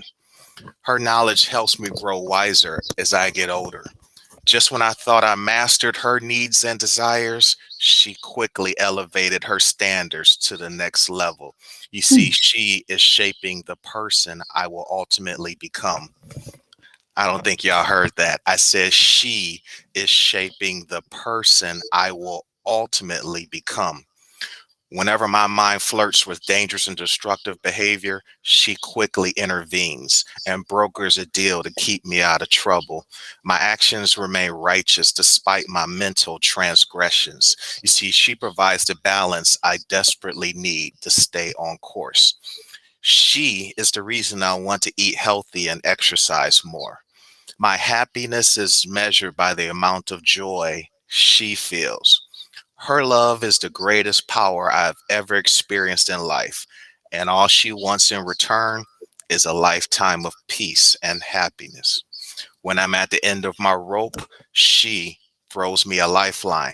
When I'm at the crossroads, she casts a deciding vote. When I got words to say, she puts words in my mouth. Her strength compensates for all of my weaknesses. I bet y'all want to know who or what she is. She is that feeling you get when you fall in love. She is the inner peace you feel watching a beautiful sunrise. She is the beautiful sound you hear when children laugh out loud. She is that first frequency vibration that rushes through your core when you hear truth. Waters of Noon. She. Anyway, that's just an example of Ron Spears' poetry. So it's a whole lot, more on the Patreon side. I don't get into it a lot of that romantic stuff on the Rites of Passage, but on the Patreon, that's where the romantic poetry is. But the membership is about leadership and empowerment and life skills. But being well spoken is part of life skills. Wow.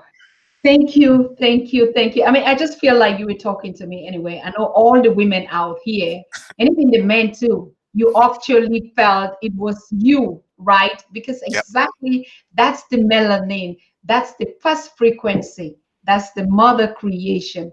And we relate all, whether it's a he, she, shiro, or hero, it all transcends and it speaks that truth into us. We are honored, our king. Whether you're talking to 20 queens or 200 or 1 million that are watching you, we feel elevated and honored and respected. Thank you so much, yes, for writing and honoring and respecting and showing. We want to give a big, big thanks to the queen in the house, the queen, yes, because Yeah, she's sitting over there looking at all y'all right now, taking pictures. Of course, because that's what we see here is the shiro. Yeah, that is manifesting everything that has put the species together.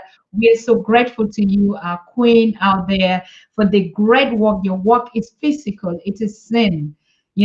Like we say, when our kings they represent in this way, then we know that the complementary, the female energy is actually, preparing this very, very beautiful king that we're seeing here. So we give a shout out and a share and all the blessings to the queen there and the entire family.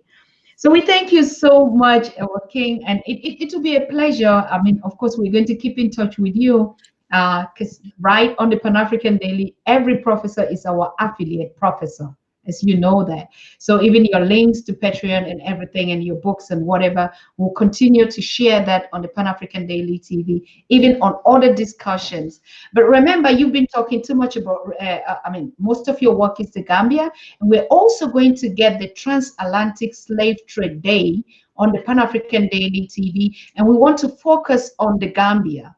And some of the guests that we'll be having is actually the real family of Kunta Kinte, which we all know, I and met that them. will be sharing that with us. Yes. We visited the village of Jufere, and Yes. I took a picture with Benta Kente. Actually, my wife and I have a picture with Benta Kente before she passed away many years ago.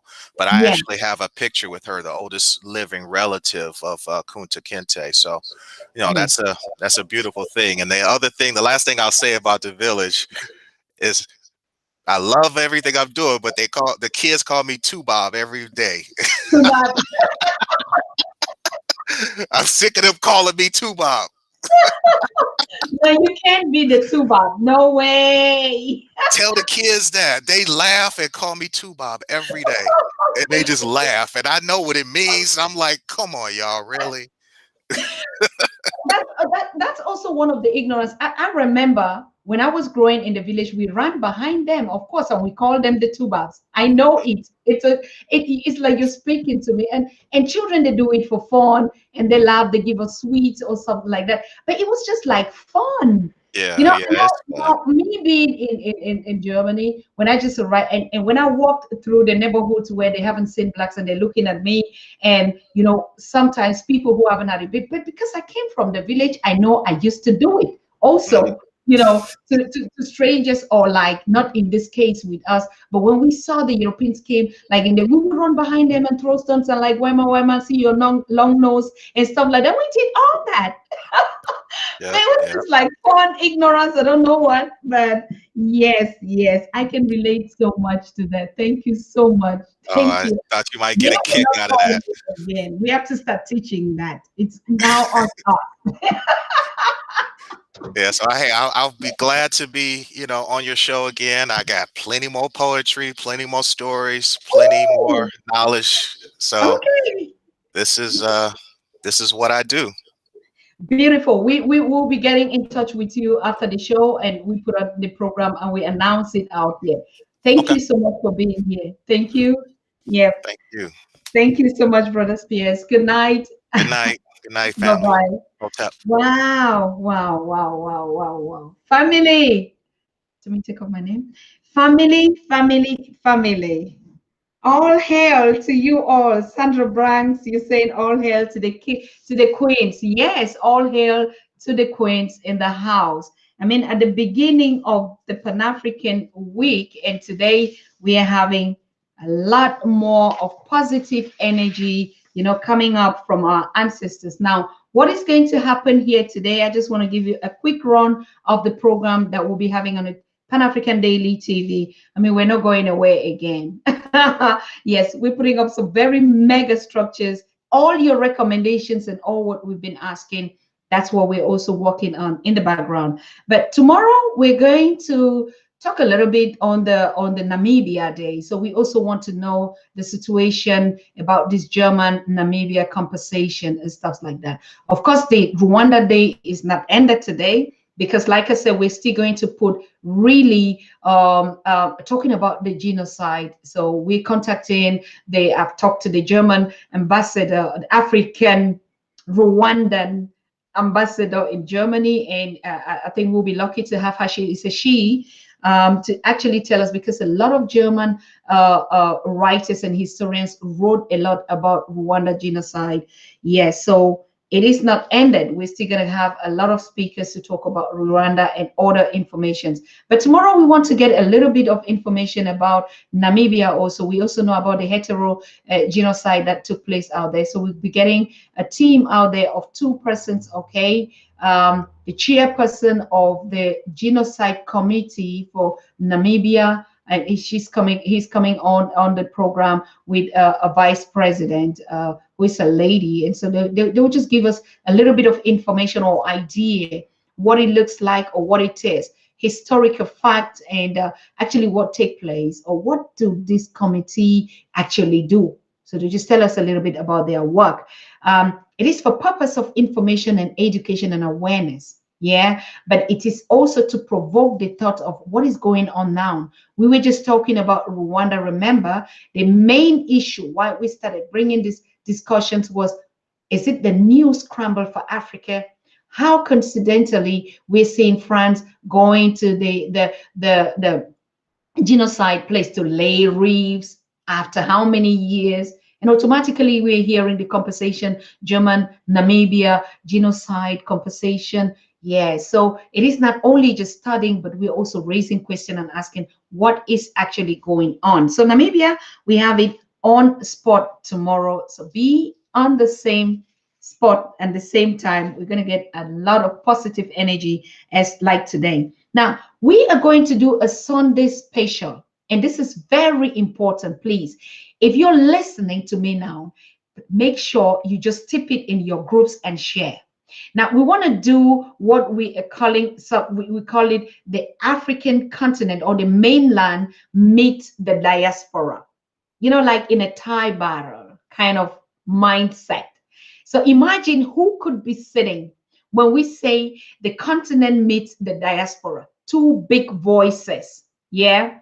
Of course, we wanted to get actually more, but because of time and availability, it was not possible. On Sunday, Dr. King Bishop Maponga Marara III is going to hold a tie on a discussion one-on-one with Professor James Small. What about that? Bam! So we call it a firebrand show, of course. And now, what are they going to be talking about? One thing that connects and unites us as a people that we keep questioning is the African Union. That's the powerhouse of the African. Whether we agree or not, it is. Whether it is bad or not, it is. We're never going to disagree with that.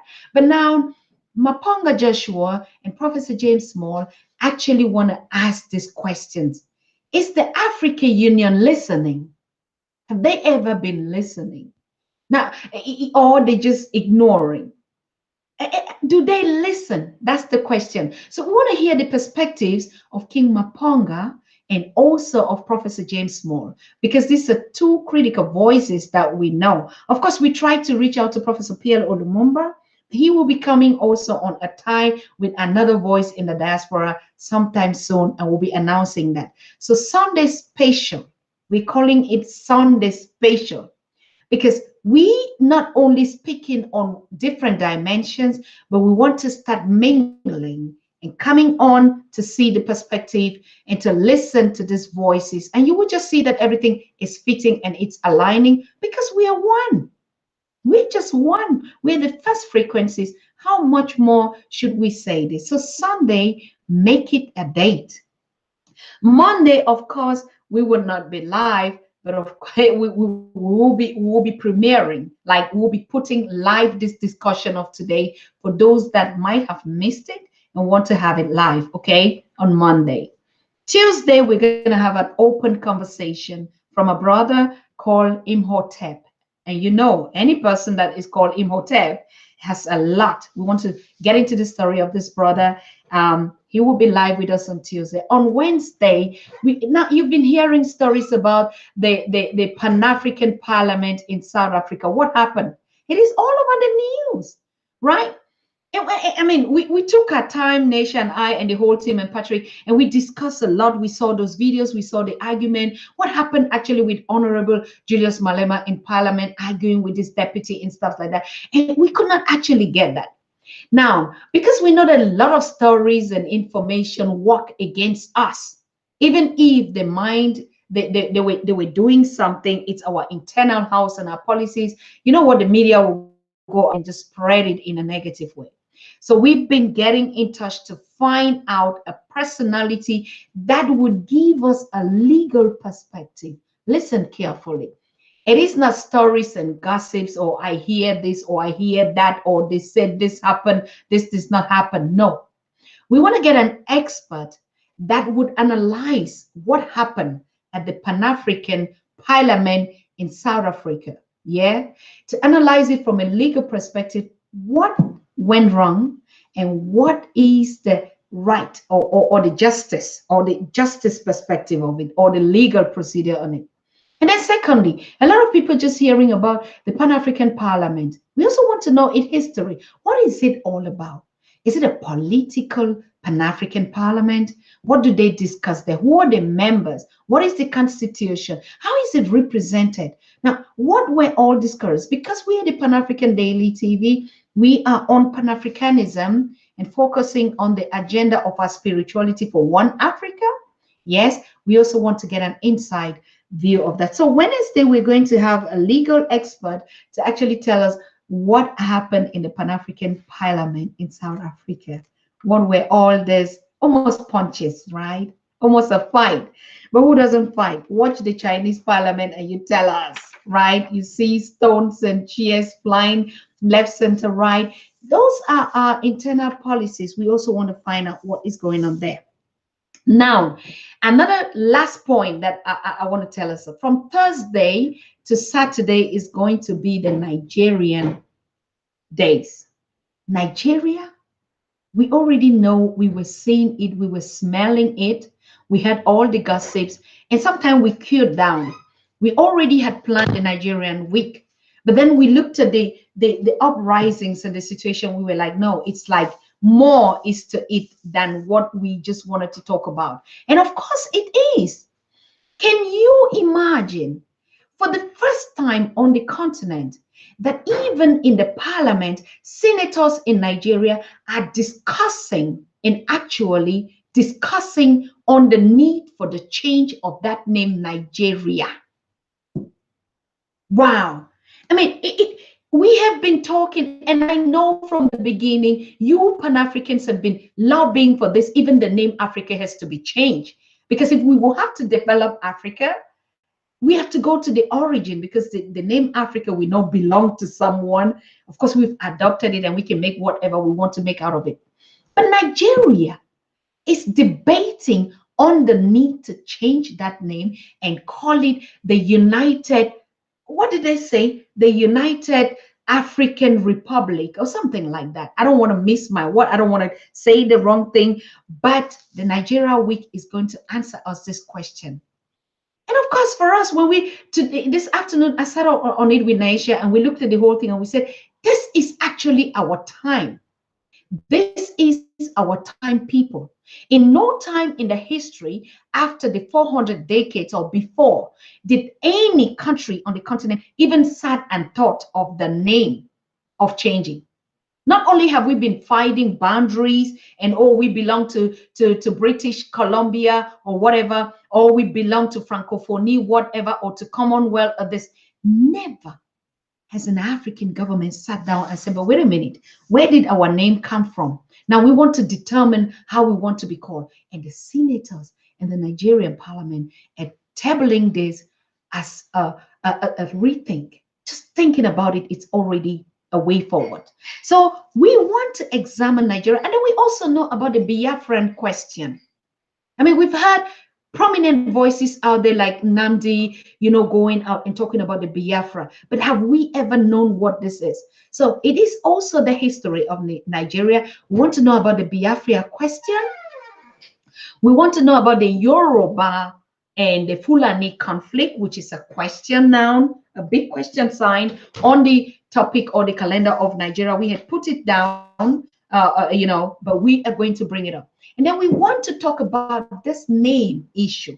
And then we also know about the political status of Nigeria currently. So these are 4 big issues that we want to handle on Nigeria. Remember, Professor Pierre Olumumba said, when Nigeria succeeds, Africa would succeed. Of course, we know other scholars are saying when the Democratic Republic of Congo succeed, then Africa is succeed. But we all know when the Abantu people are free, the African, then we are all free. So Nigeria is going to be our topic for next week, Thursday to Saturday. We want to get top experts and scholars, to handle this topic, Nigeria. It sounds so interesting and great. And I can't wait to have all of us that topic. So we see us tomorrow with Namibia Day. I wish you all a pleasant evening. It has been a wonderful time spending a quality time in this family again. And we see us tomorrow, same time. Thank you. Bye-bye. Good night.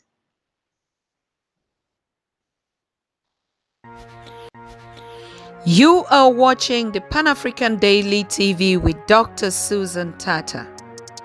The Africa we want: unity, consciousness, our culture, our spirituality, our history.